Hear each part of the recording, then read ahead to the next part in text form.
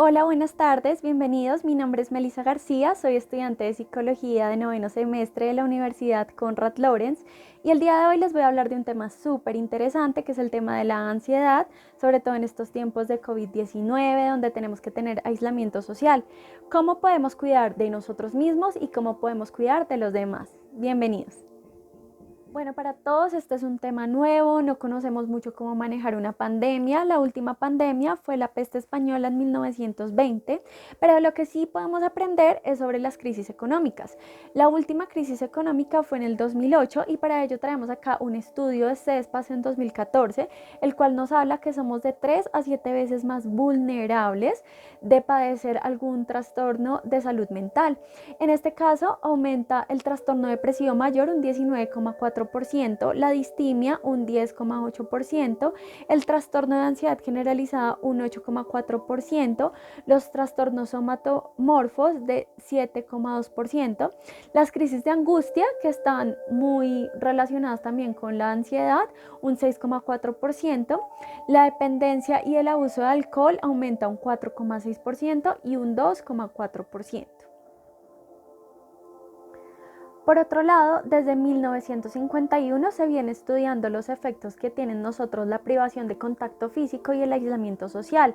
Encontramos la obra de John Subek en 1972 de la Universidad de Manitoba en Canadá, la cual nos muestra ejemplos, como por ejemplo los estudios de Harlow en 1960, en donde se privaba a los monos del contacto físico con su madre, se les ponían madres sustitutas, una de peluche y una de alambre. La de alambre traía la comida por medio de un biberón. Y en esto se descubrió que los monos preferían estar con su madre de peluche, que era lo más parecido a su madre real, que la madre que traía la alimentación.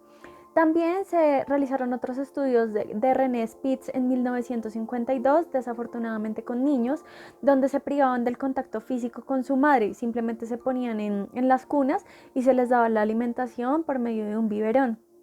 Estos bebés, según él, tuvieron enfermedades psicotóxicas, muchos de ellos murieron, el 37,3% tuvo deterioro progresivo de la personalidad total. John Subek concluye en su obra que efectivamente la falta de contacto físico y el aislamiento social nos afecta en nuestra actividad cardiovascular, en los patrones de sueño y en la capacidad de trabajo, así como también nos trae consecuencias en nuestra salud mental.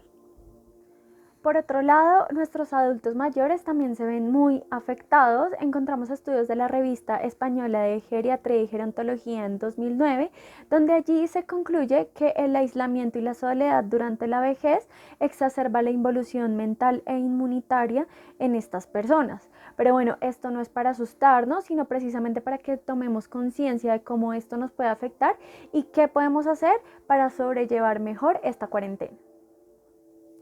Bueno, pero primero que todo vamos a identificar qué es la ansiedad, cuáles son sus síntomas y cómo los podemos controlar para sentirnos mejor.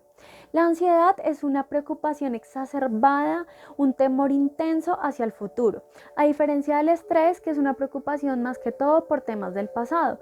Esto puede llegar a ser adaptativo en la medida que sea normal, que nos preocupemos y que tomemos cartas en el asunto para poder sobrellevar esta situación. El problema es cuando esto ya empieza a convertirse en patológico, es decir, más problemático, que nos afecte nuestra salud mental, nuestras emociones. Los síntomas, sobre todo fisiológicos generales, son la sudoración en las manos, dificultad para respirar, también puede haber mucha taquicardia, la persona puede tener problemas gastrointestinales, de colon irritable y problemas urinarios. Los síntomas cognitivos son más que todo una rumiación constante, es decir, todo el tiempo estar pensando lo mismo, pensamientos catastróficos, es decir, estar pensando todo lo peor cuando realmente no lo es así. ¿Qué debemos hacer para sobrellevar, para manejar o controlar mejor la ansiedad? Primero que todo, debemos hacer un análisis funcional, es decir, cuál es el comportamiento que le está generando mayor dificultad a la persona. Esto es un tema individual, por lo tanto, primero que todo, y mi primer consejo, les voy a dejar aquí las líneas de atención nacional, las líneas psicológicas, donde podemos comunicarnos, ya que no podemos tener una sesión presencial. Eso como primera medida. Vamos a indagar en el siguiente video sobre recomendaciones sobre respiración, relajación, cómo nos podemos controlar un poco más en el tema del tiempo, también en el tema de la alimentación, del ejercicio, pero todo esto, como les digo, lo veremos en el siguiente video. Feliz tarde y chao.